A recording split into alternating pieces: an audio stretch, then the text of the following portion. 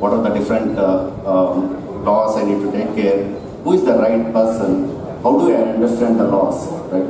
How do I protect myself, how do I protect my children in future for whatever the assets I'm making. So that's where this idea started. We're sitting in a gathering when we were discussing about all these challenges. That's where this idea started. Why can't I come up with a technology solution? It's not about replacing, it is a connectivity between a common man to give them understanding like, hey, what is the law?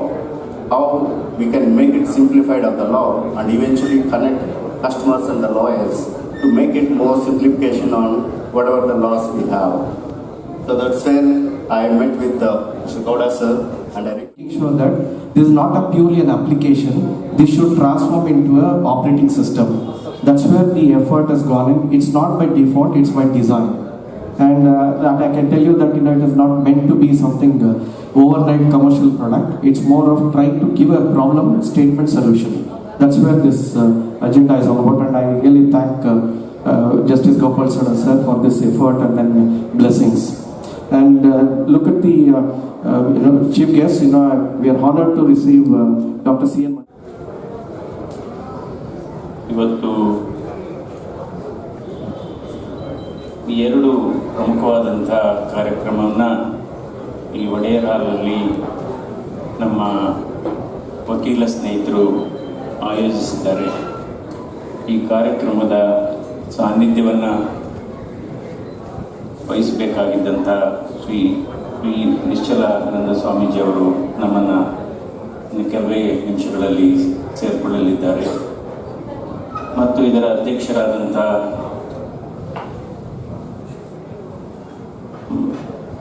Honourable justice Shri Gopal ಗೌಡ್ರೆ. ಯಾಕೆಂದರೆ ಅನುಭವ ಅನ್ನೋದು ಎಲ್ಲದಕ್ಕಿಂತ ಮೇಲು ಅನುಭವ ಅನ್ನೋದು experience is bigger then knowledge ಅಂತ ಹೇಳ್ತೇವೆ. ಸೊ ಅವರ ಅನುಭವದ ಹಿನ್ನೆಲೆಯಲ್ಲಿ ಇವತ್ತು ನಮ್ಮ ಯುವ ವಕೀಲ ಮಿತ್ರರು 2 ಆ್ಯಪನ್ನು ತಂದಿದ್ದಾರೆ. ನೋಡಿ, ನಾವು ಕಾಲ ಬದಲಾಗಿದೆ ಅಂತ ಹೇಳ್ತೀವಿ. ಕಾಲ ಅಂತೂ ಬದಲಾಗಿಲ್ಲ, ಜನ ಬದಲಾವಣೆ ಆಗಿದ್ದಾರೆ, ಜನರ ಅಪೇಕ್ಷೆ ಬದಲಾವಣೆ ಆಗಿದೆ, ಜನರ ನಿರೀಕ್ಷೆ ಬದಲಾವಣೆ ಆಗಿದೆ. ಸೊ ಹೀಗಾಗಿ ಈ ಬದಲಾವಣೆಯ ಹಿನ್ನೆಲೆಯಲ್ಲಿ ಇವತ್ತು ತಂತ್ರಜ್ಞಾನದ ಸ್ಫೋಟ ಆಗ್ತಾ ಇದೆ. We are in an era of technological and innovational explosion.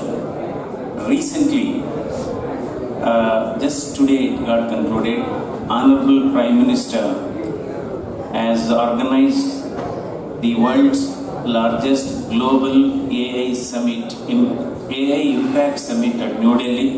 More than 150 countries have participated. So India is going to be one of the global leader in artificial intelligence and machine learning. So we have 3 types of intelligence actually. One is intrinsic intelligence, second is emotional intelligence, third is what is called artificial intelligence.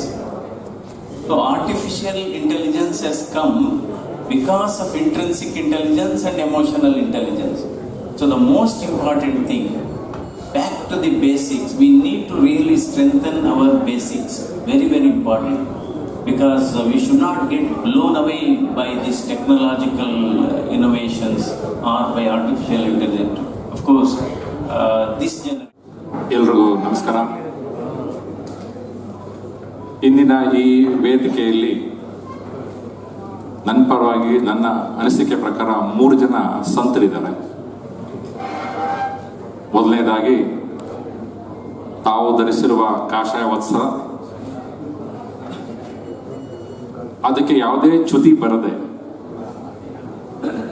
ನಾಥ ಸಂಪ್ರದಾಯ ಮತ್ತೆ ತಮ್ಮ ಸ್ವಯಂ ಧರ್ಮವನ್ನ ಇಡೀ ಜಗತ್ತಿಗೆ ಅದು ಹೇಗಿರಬೇಕೋ ಹಾಗೆ ಒಂದೇ ಲವಲೇಶವೂ ಅದಕ್ಕೆ ಕಳಂಕ ಬರದಂತೆ ನಮ್ಮನ್ನೆಲ್ಲ ಮಾರ್ಗದರ್ಶನ ಮಾಡ್ತಾ ಇರುವಂತ ನಮ್ಮ Shri doctor Nishchalananda Swami. But the age of lawyers then of 60s, 70s, 80s was ultimate. ಯಾಕೆಂತಂದ್ರೆ they had to depend on their own brains for AI and search engines. Then 90s, when we entered as lawyers, we became dependent on search engines and we evolved. Now, youngsters in law will get anything at the tip of the button with AI. And one of the most beautiful things ಏನಂತಂದ್ರೆ, the essential wisdom of judges of 7 to 8 decades after independence is now available at the fingertips. So a lawyer can become a very potential lawyer because this is a weapon he uses. In the 1950s, missiles go, ಇವತ್ತಿನ missiles go.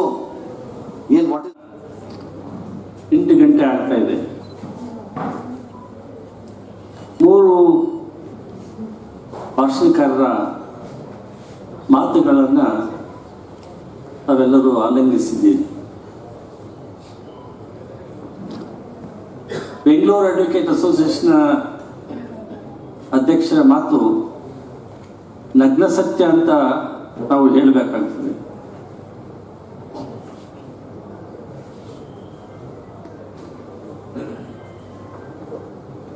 ದೇಶದಲ್ಲಿ ಅಥವಾ ಪ್ರಪಂಚದಲ್ಲಿ ಕ್ರಾಂತಿಕಾರಕ ಬದಲಾವಣೆಗಳು ಅವಶ್ಯಕತೆ ಇದೆ. ಕ್ರಾಂತಿ ಅಂದರೆ ದಿಗ್ಭ್ರಮೆ ಪಡಿತಕ್ಕಂತಹ ಜನ ರಾಜಕೀಯ ಪಕ್ಷಗಳ ನಾಯಕರು ನಮ್ಮನ್ನು ಆಳ್ತಾ ಇದ್ದಾರೆ. ಬದಲಾವಣೆ ಬಹಳ ಅವಶ್ಯಕತೆ ಇದೆ. ಬದಲಾವಣೆ ಪ್ರತಿ ಕ್ಷಣ ಗುರುಗಳನ್ನ ಭಕ್ತಿಯಿಂದ ಸ್ಮರಿಸಿಕೊಂಡು ಈ ಒಂದು ಶುಭ ಸಂದರ್ಭದಲ್ಲಿ ವಕೀಲ್ಸ್.ಎ ಆರ್ಟಿಫಿಷಿಯಲ್ ಇಂಟೆಲಿಜೆನ್ಸ್ ಒಂದು ಹೊಸ ತಂತ್ರಜ್ಞಾನದ ಆವಿಷ್ಕಾರದ ಬಳಕೆಯನ್ನು ನ್ಯಾಯಾಂಗ ಕ್ಷೇತ್ರದಲ್ಲಿ ನಮ್ಮೆಲ್ಲ ವಕೀಲರುಗಳು ಹೇಗೆ ಬಳಸಬಹುದು, ಜನರ ನ್ಯಾಯಿಕ ವಿಷಯಗಳಲ್ಲಿ ಒಳ್ಳೆಯ ಫಲಿತಾಂಶವನ್ನು ಪಡ್ಕೊಳ್ಳಿಕ್ಕೆ ಏನೆಲ್ಲ ಹೊಸ ವಿಧಾನಗಳನ್ನ ಅನುಸರಿಸಬಹುದು, ಇದರ ಸಾಧ್ಯತೆಗಳನ್ನ ಗುರುತಿಸಿಕೊಂಡು ಒಂದು ಹೊಸ ವಿಧಾನವನ್ನು ಯುವ